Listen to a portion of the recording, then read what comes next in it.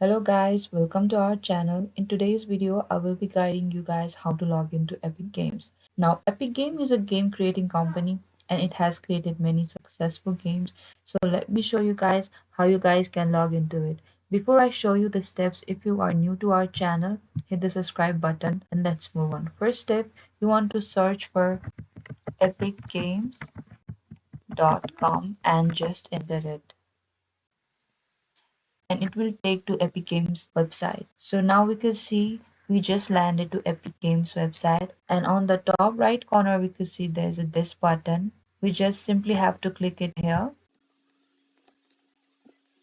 and here's a sign in or sign off page, and we also are required with email address to continue with further more process. So I'm just simply going to click on this here with my email address and continue it.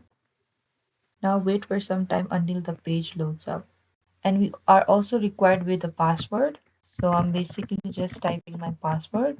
So you are done, and if you want to go furthermore, you simply just have to sign in, and if your email address and your password is correct, then you can log into your Epic Games account. So thank you so much guys for watching this video. I hope this video helps you, and please don't forget to like and subscribe and also comment down below if you have any queries with it.